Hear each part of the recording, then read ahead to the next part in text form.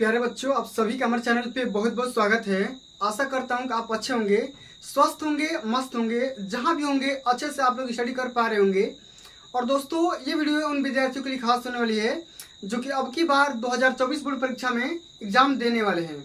और दोस्तों, इस वीडियो के अंतर्गत हम ये समझेंगे कि सितंबर से पढ़ करके बोर्ड के पेपर में 95% मार्क्स कैसे अचीव करें। साथ में हम इन तमाम प्रश्नों के बारे में समझेंगे कि बोर्ड का पेपर जो होता है कौन सेट करता है, ठीक है, किस पब्लिकेशन से सबसे ज्यादा क्वेश्चन छपते हैं, सब कुछ बताऊंगा। और आप सभी का बोर्ड परीक्षा 2024 का मेन जॉब का होता है, बेस्ट टाइम टेबल क्या हो सकता है, फुल प्रिपरेशन कैसे आप कर सकते हो, ठीक है। और बोर्ड परीक्षा का जो कि 2024 बोर्ड परीक्षा का आप टॉपर कैसे बन सकते हो, सब कुछ मैं आप सभी को इस वीडियो के माध्यम से बताने वाला हूं, सब कुछ डिटेल में समझाने वाला हूं। साथ में आप सब्जेक्ट वाइज किस प्रकार तैयारी कर सकते हो, इसका भी मैं डिटेल से एनालिसिस करने वाला हूं, सब कुछ बता दूंगा, ठीक है। मैं भी अपने कॉलेज से टॉप किया हुआ था तो मैं अपना एक्सपीरियंस शेयर करूंगा, ठीक है। तो आप लोग वीडियो में एंड तक बने रहिएगा। वीडियो पसंद आए, कंटेंट समझ में आएगा तो एक बार वीडियो को प्यार से लाइक कर देना, शेयर कर देना, अगर चैनल पर नया हो तो सब्सक्राइब कर देना, ठीक है।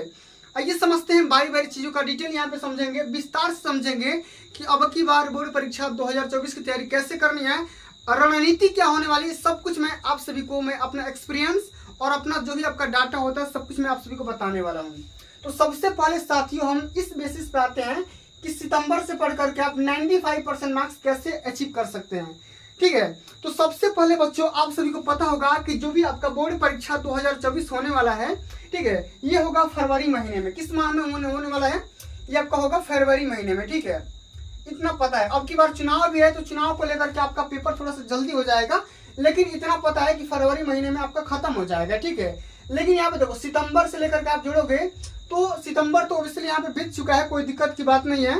लेकिन अगर आप, मैं बात करूंगा 10 दिन जो भी आपका बचा हुआ है, ठीक है, इसको मैं इंक्लूड करना चाहूंगा, ठीक है। अक्टूबर, नवंबर, दिसंबर, जनवरी, फरवरी, मैंने टोटल अगर हम बात करेंगे तो आपके पास टोटल, ठीक है, 5 मंथ बचे हुए हैं, ठीक है, ठीक है। कितना मंथ? 5 मंथ। अगर आप एक अप्रैक्स देखोगे, ठीक है, एक डाटा की अगर हम बात करेंगे तो आपके पास इतना महीना बचा हुआ है, ठीक है। अगर आपको इसी महीने में फुल तैयारी करना है और आप बोर्ड के पेपर में अच्छे से अच्छे मार्क्स अचीव कर सकते हो, लेकिन इसके लिए आपको कुछ यहाँ पे स्ट्रेटजी फॉलो करना पड़ेगा, ठीक है। कुछ यहाँ पे टाइम टेबल आपको, मैं शेड्यूल तैयार करना पड़ेगा, कुछ यहाँ पे रणनीति बनानी पड़ेगी, तब जाकर के आप इतना अच्छे मार्क्स अचीव कर सकते हो, ठीक है। सबसे पहले साथियों, आप ये समझो कि जितना मैं यहाँ पे लेक्चर अपलोड कर पा रहा हूँ अपने चैनल पे, उसको तो आप सबसे पहले देखो ही, साथ में उसका एक शॉर्ट नोट बनाओ। क्या करो? यहाँ पे एक शॉर्ट नोट बनाओ, ठीक है, अपने से, ठीक है। मैं नहीं बोल रहा हूँ कि जो मैं यहाँ पे छपवा रहा हूँ वही आपको तैयार करना है। सबसे पहले तो आपको एक शॉर्ट नोट तैयार करना है, ठीक है। जैसे ही आपका यहाँ पे पेपर आएगा, ठीक है, पेपर के जस्ट 10 दिन, 15 दिन या 20 दिन या 1 महीना पहले आपको इस शॉर्ट नोट का रिविजन करना है, ठीक है। इतना चीज जितना हो सके आप बनाओ, ठीक है। हर एक सब्जेक्ट का, हिंदी हो, इंग्लिश का हो, मैथ हो, साइंस हो, सोशल साइंस हो, संस्कृत या होम साइंस, जो भी आपका चैप्टर है या सब्जेक्ट है, उसका यहाँ पे शॉर्ट नोट तैयार करना है, ठीक है। और यहाँ पे समझिए, जो भी आपका PYQ या कि प्रीवियस ईयर पेपर है, ठीक है, प्रीवियस ईयर पेपर है, ठीक है, मैं यहाँ पे लिख दे रहा हूँ एक एक चीज को, ठीक है। प्रीवियस ईयर पेपर को सबसे ज्यादा सॉल्व करना है, ठीक है, क्योंकि जो भी बोर्ड का पेपर बनता है ये प्रीवियस ईयर पेपर का बनता है। और भी बताऊंगा कि कहाँ कहाँ से क्वेश्चन सिलेक्ट किए जाते हैं, ठीक है। सबसे पहले ये समझो, ठीक है, जो भी मैं बातें बता रहा हूँ, प्रीवियस ईयर पेपर को सॉल्व करना है। साथ में जितने भी यहाँ पे मॉडल पेपर हैं, ठीक है, मॉडल पेपर आते हैं, ठीक है, मार्केट में भी मिल जाएंगे, ठीक है। मॉडल पेपर में सॉल्व भी करवाता हूँ, ठीक है। साथ में अनसॉल्व यहाँ पे करना है, ठीक है, अनसॉल्व, जो कि ये भी मार्केट में मिल जाएगा, अनसॉल्व पेपर करने हैं, ठीक है। इतना चीज, इतना करने के बाद आप सभी को यहाँ पे प्री बोर्ड का पेपर होगा, ठीक है, प्री बोर्ड हो गया, ठीक है, प्री बोर्ड हो गया, हाफ ईयरली एग्जाम हो गया, ठीक है, ठीक है। जितना पेपर हो चुका है, ठीक है, सबसे पहले तो पेपर को पूरा ढूंढ डालो, ठीक है, पेपर को सॉल्व करो, इतना चीज। अब यहाँ पे हम बताते हैं आपको कि बोर्ड का पेपर जो होता है ये कौन सेट करता है, ठीक है। तो सबसे पहले साथी ये समझिए कि जो भी आपका पेपर बनता है ये 7 कोड का बनता है। कितने कोड का?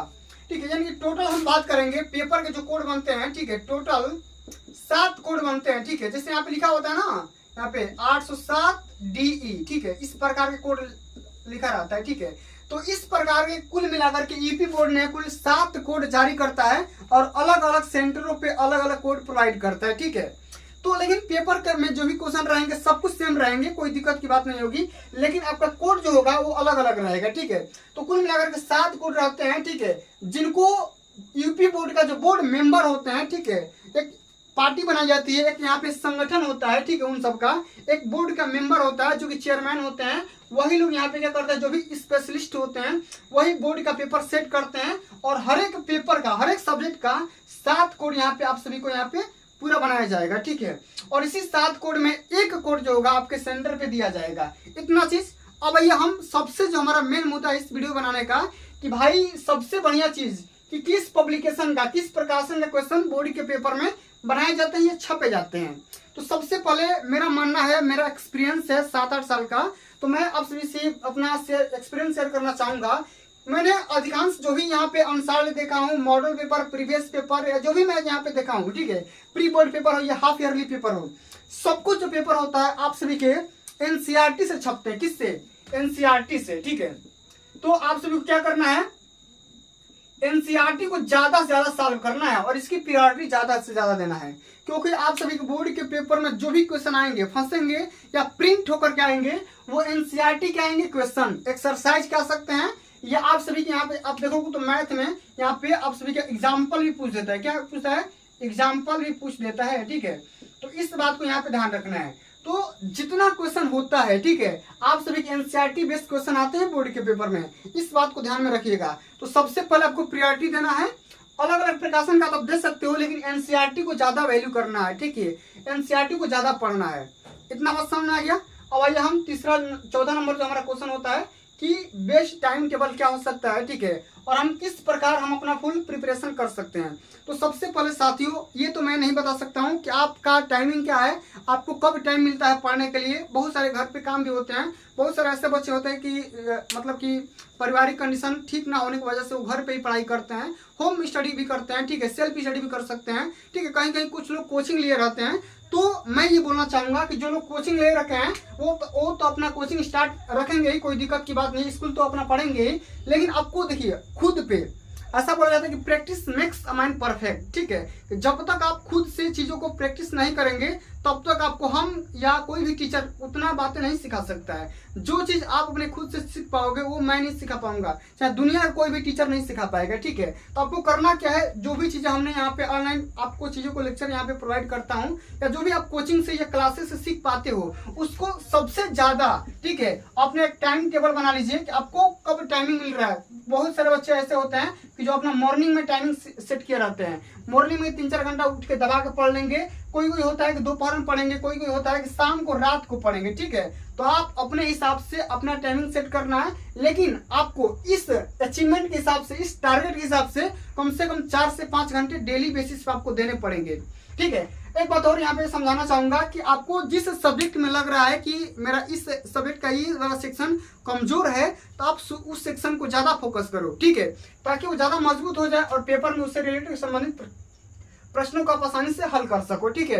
तो ये तो हुआ टाइम टेबल, ठीक है, कि टाइम टेबल आप अपने हिसाब से मॉर्निंग में या इवनिंग में या, ठीक है, आप दोपहर में किसी भी टाइम आप सेट कर लो, लेकिन 3-4 घंटा मेरे हिसाब से पढ़ो, ठीक है। अब यहाँ पे हम बात करते हैं कि भाई मैंने किस तरीके से फुल प्रिपरेशन कर सकते हो, तैयारी कर सकते हो। तो आप सबसे पहले उन सब्जेक्ट का टारगेट करो जो आप उस मैंने कुछ भी नहीं पढ़े हो, ठीक है, उस सब्जेक्ट में कुछ भी नहीं पढ़े, उसको सबसे पहले टारगेट करो, ठीक है। या आपको जो सब्जेक्ट आसान लग रहा है सबसे पहले उसको पढ़ के खत्म कर दो, ठीक है। जो हार्ड लग रहा है उसको थोड़ा थोड़ा धीरे धीरे पढ़ते रहो और अंत में पूरा कवर कर देना, ठीक है। तो जो भी चीज है, ठीक, इससे क्या होगा कि जब आसान चीजों को जल्दी आप पढ़ लोगे तो आपका बोर्डन यानी बोझ जो होगा वो कम हो जाएगा, ठीक है। और आपको लगेगा, जैसे यहाँ पे आपको बहुत सारे बच्चों को साइंस और मैथ और हिंदी आसान लगता है, सबसे पहले इनको खत्म कर लो, पूरा खत्म, ठीक है। उसके बाद होम साइंस हो या सोशल साइंस हो या इंग्लिश हो, इस पे धीरे धीरे आप पढ़िए, ठीक है। आपके पास कुल मिलाकर के 5 मंथ बचे हुए हैं, ठीक है। तो इतने में बहुत अच्छे से तैयारी कर सकते हो, कोई दिक्कत की बात नहीं है, ठीक है। तो इस प्रकार को टाइम टेबल खुद से सेट करना है। मैं नहीं बता सकता हूँ कि आपको कितना घंटा किस सब्जेक्ट को देना है, यह आपको खुद तय करना है, ठीक है। चलिए अब बच्चों हम बात ये करते हैं कि बोर्ड टॉपर आप किस प्रकार बन सकते हैं। तो सबसे पहले समझिए कि टॉपर कोई एक दिन में या एक लेक्चर या 10 दिन में नहीं बनता है।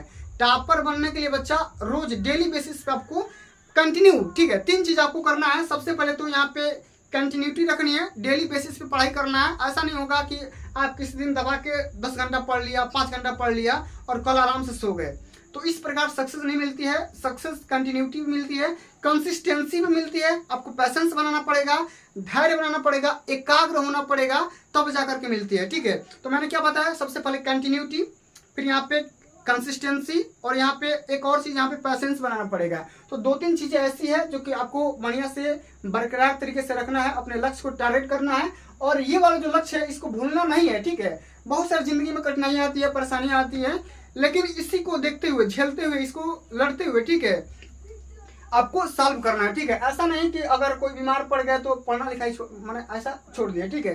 तो ऐसा नहीं करना है, ठीक है। आराम से मेडिसिन लेकर के आराम से आपको अपने टारगेट के हिसाब से पढ़ना लिखना है, ठीक है। ये तो हो गया पूरा बात जो हमने आपको क्वेश्चन राइज किया था। अब दोस्तों हम आप सभी से थोड़ा सा शेयर ये कर देंगे कि इस वाले जो भी आपके सब्जेक्ट यहाँ पे देख पा रहे हैं, ठीक है, तो इस वाले सब्जेक्ट में कौन कौन से ऐसे मेजर टॉपिक हैं जो कि बोर्ड एग्जाम में पूछे जा सकते हैं, ठीक है। तो सबसे पहले ये समझते हैं कि अब की बार बोर्ड का पेपर जो होगा 70 नंबर का बनेगा, सभी को पता होगा। 30 नंबर तो आपको प्रैक्टिकल से मिल ही जाएंगे, कोई दिक्कत की बात नहीं होगी। स्कूल वाले बहुत ही ईमानदार होते हैं, सबको नंबर दे देते हैं, 30 में 28, 27, ठीक है, या 30/30 भी मिल जाता है।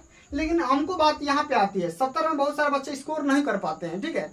तो आपको यहाँ पे मेहनत करना है। स्कूल वाला कुछ टेंशन छोड़ दीजिए, स्कूल वाले कितना भी गद्दारी करेंगे तो आपको 28-30 दे ही देंगे, ठीक है। लेकिन आपको इस वाले में बेसिस में जो भी आपका एक्सटर्नल होने वाला है, ठीक है, जो आपको पेपर देने वाले हैं, इस वाले पे आपको ज्यादा फोकस करना पड़ेगा। जैसे मैं यहाँ पे बात करूंगा हिंदी का पेपर, ठीक है, तो हिंदी में आप सभी को पता होगा कि हर एक सब्जेक्ट में अब की बार 20-20 MCQ देखने को मिलेंगे, ठीक है, जिनको OMR पे हल करना होगा, ठीक है। किस पे?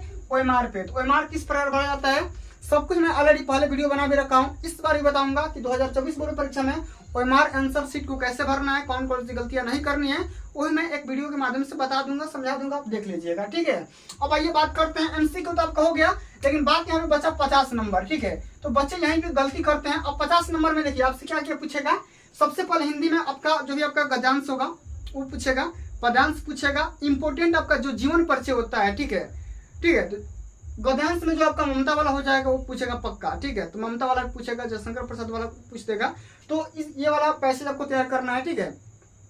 फिर यहाँ पे सूरदास वाला यहाँ पे तैयार करना है, ठीक है। उसके बाद बात आती है कि जीवन परिचय। तो जीवन परिचय महादेव वर्मा के तैयार कर लो, जयशंकर प्रसाद का तैयार कर लो, रामधारी सिंह दिनकर का तैयार कर लो, महादेव वर्मा का तैयार कर लो, तो ठीक है, सूरदास का तैयार कर लो, ठीक है, तुलसीदास का तैयार कर लो। इतने सारे चीजों का अगर आप जीवन परिचय तैयार कर लोगे तो इसी में से आएगा, इससे बाहर नहीं आएगा, ठीक है। मैं यहाँ पे इंपोर्टेंट टॉपिक बता रहा हूँ, ठीक है।